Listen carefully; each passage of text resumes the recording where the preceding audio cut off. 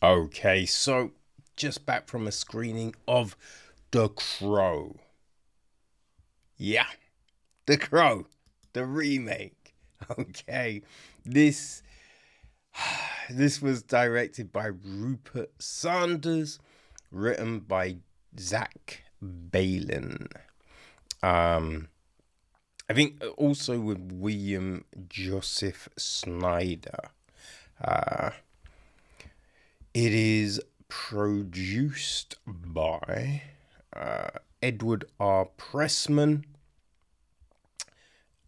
John Jenks, Molly Hassel, Victor Hadida.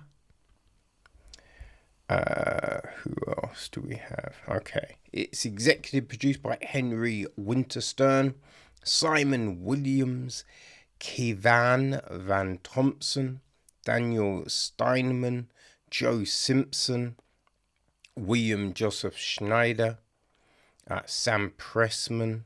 Did I say that? No, I didn't, did I? No. Delphine Perrier, Joe Nurato, Juliana Lubin, John Katz, Micah Green, Malcolm Gray, Dan Friedkin, Ariana Fraser, and Jonathan Bross. It's co-executive produced by Trevor Groff even, Sarah Hong, Kelly McKee, Paula Pazis, Lisa Perkins. It's co-produced by Fadi Salam and Philip Cruiser. And it is associate produced by Jade Manul. Yeah, that's it. Right, Volker Bertolman took care of the music. Steve Annis on cinematography. Chris Dickens and Neil Smith edit the piece, with Chelsea Ellis Blosh, Des Hamilton, Maya Caventi, and Marisol Roncalli taking care of the casting. Robin Brown is production design. Art direction is Guy Bradley and Pavel Tatar. Holly Furman is set decoration. Costume design, we have Kurt and Bart. Right. Special makeup and hair and all of that jazz, we have David White, Stuart Richards, Daniel Parker, Elisa Lawson, Deb Kenton, Katie Hood, Victoria Holt, Chloe Henderson, Joe Grover, Sasha Carter, Jess Brooks, and Ellie Ball. Our cast. Okay, well, Shelly is played by F.K. Twigs. Right, her mother Sophia is played by Josette Simon. We have her best friend Zadie, played by Isabella Wee. Who else do we have?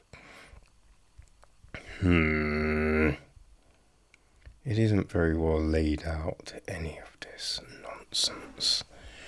Okay. Let's go with Dawn, right? There's Dawn, played by Sebastian Orozco. Then we've got Eric, played by Bill Skarsgård.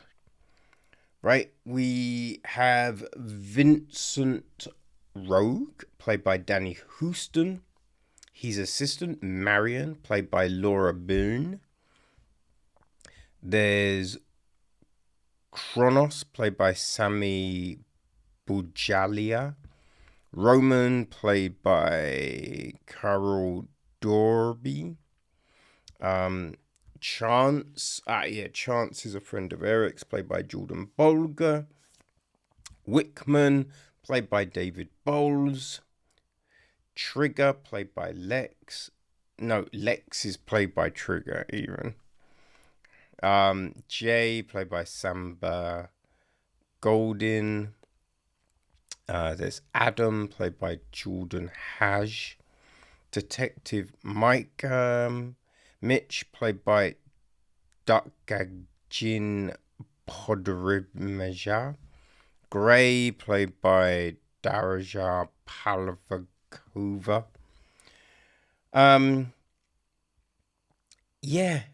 That's our main group of people. A younger version of Eric is played by Solo Anakul, right? Who else? I guess the only other person, Simon Elb, played by Brian Casp. Right, so the gist of this, right? Soulmates Eric and Shelly are brutally murdered when the demons of Shelly's dark past catch up with them.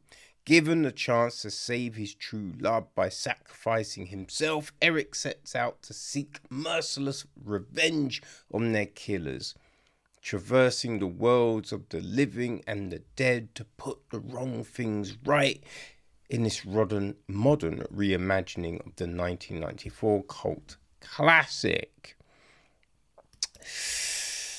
Oh, man, we're getting so many remakes, right? So many remakes, man, and they do not seem to do the originals justice by any mean.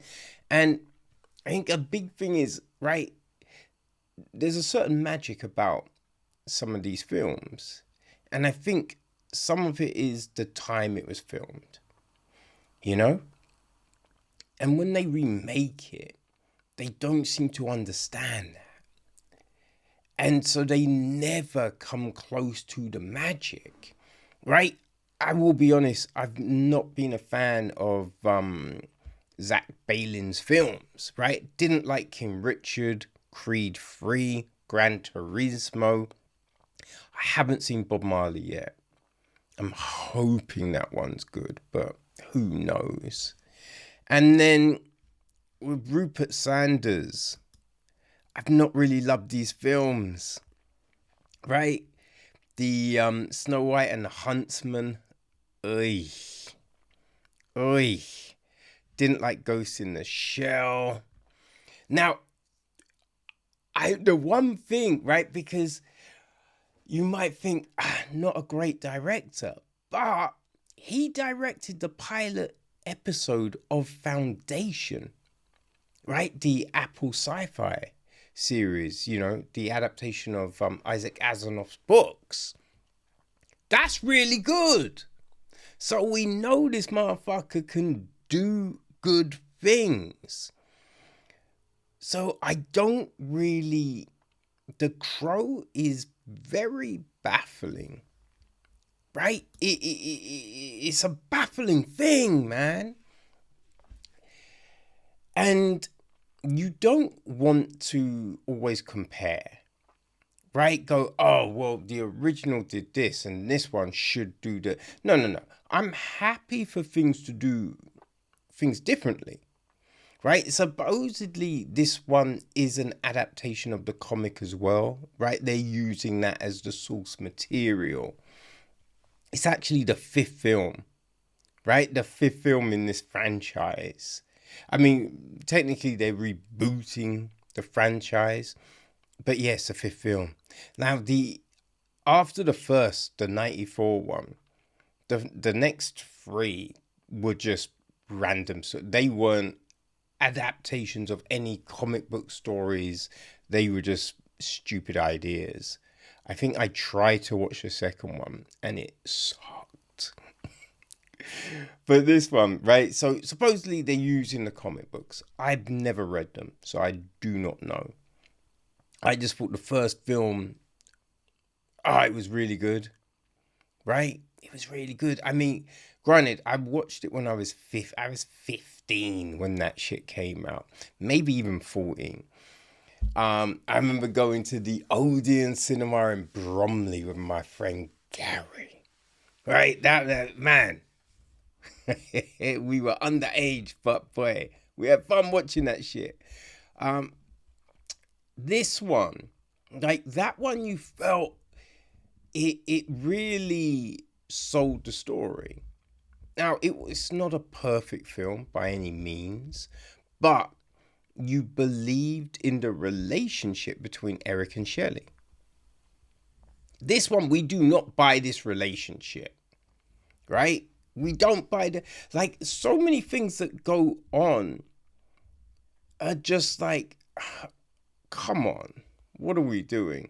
Like, Dom, oh, what's this motherfucker's name? It's Dom.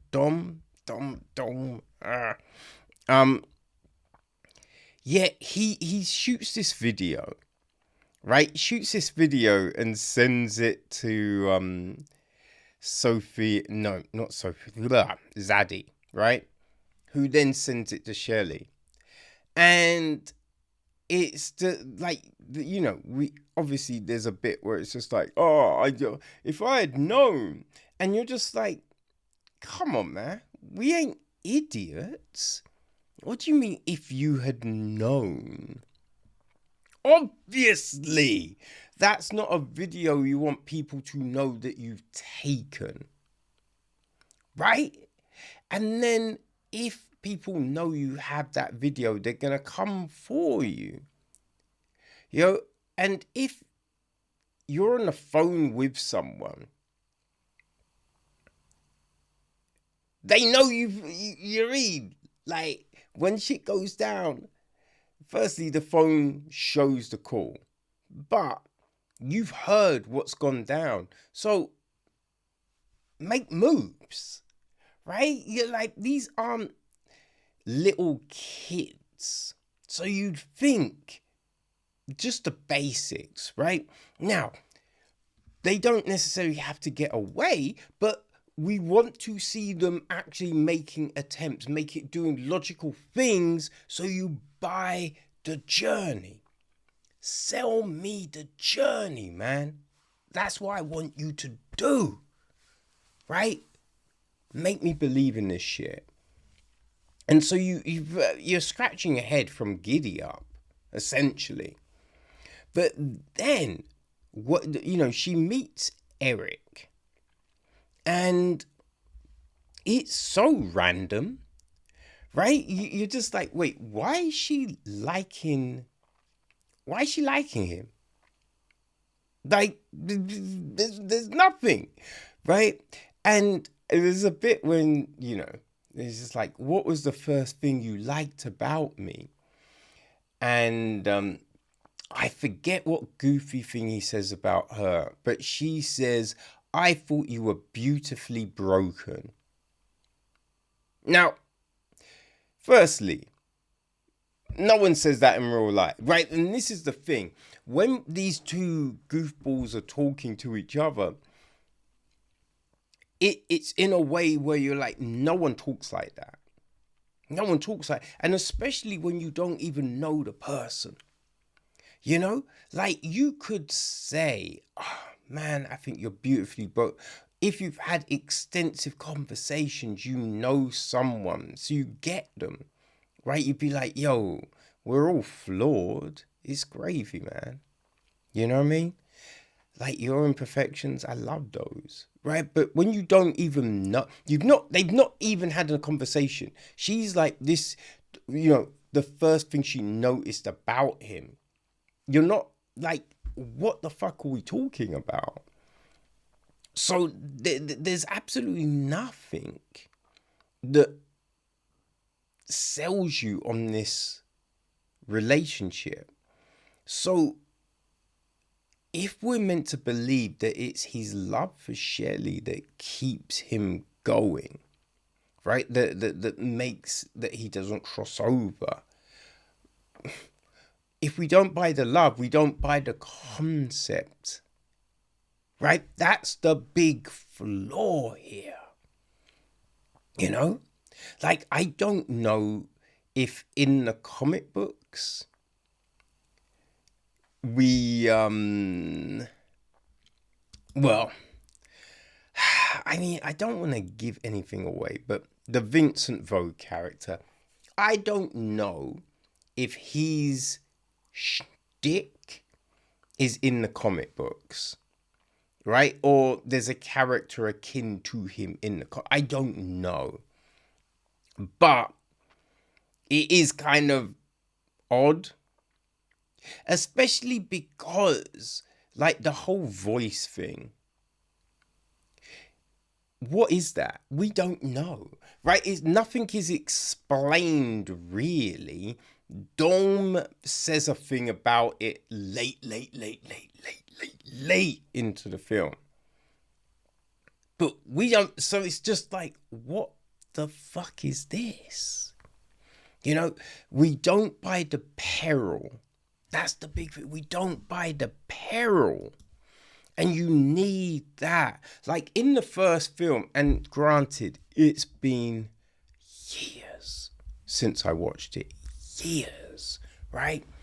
But the fight you kind of bought. There wasn't a load, right? In this, there's a load of fights, load of people shooting at him and all of this, but you know the deal. So it's a bit like, this all seems kind of pointless, right? We know he's going to kill him. So what are we doing? You know what I mean?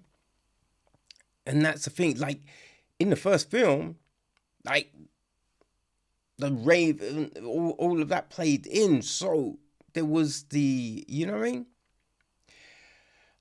And it's just not here. It's just not here. Like they go to places where everyone knows. So it's just like, if you're trying to hide, you are doing a shit job. You're doing a terrible job, right? They just do that thing, right? Being like, oh, yeah, it was like the, I can't think of homie's name, right? That played the Joker in,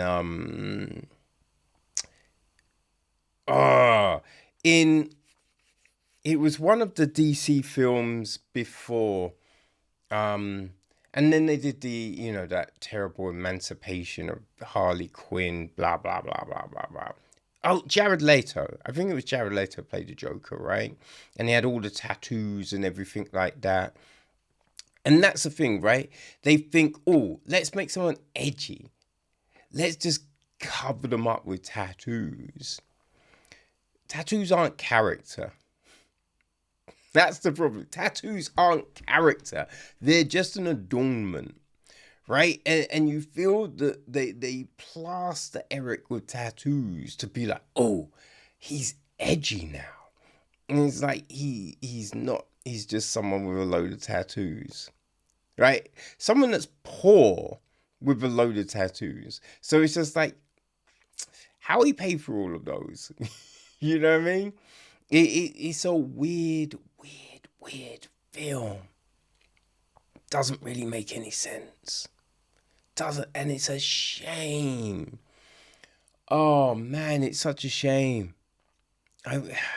It was, I remember hearing about this and just thinking, are we really gonna do this again? But there was a part of me that was hoping, just hoping that they would get it right. That they would get it right. You know that they wanted this to be a franchise, and it's just, right? The only way that this could maybe become a franchise, right, is if they brought in someone legitimate, because it's at Lionsgate, right? If they gave it to the John Wick people, right? If they gave it to, I think, is I can't remember if it's Derek or if it's Chad that is looking after the John Wick franchise and the Highlander one. Right? If they gave it to him and be like, yo, can you please save this? Then maybe you do a next one. Right? But off the back of this, with the same people, no. I don't see anything here. Right? Our Purgatory dude had no character. Like, no one had any character. And then when it's all said and done, it seems to be over real fucking quick. So it's just like, is that it? Right? Is that it? We trudged through this film for that? And, you know, it's 111 minutes. Right? So it's about an hour and 50. It's long. It doesn't need to be that long. And so your payoff is just not... I mean, how easy is it to break out of a, you know what I mean, a unit thing? Like, that was just like, if it's that easy... why didn't you do it ages ago? Right? What's happening here? You know? It's... I don't know, man. You feel it could have been good. Could have been good. But, yeah, it's just lacking the elements.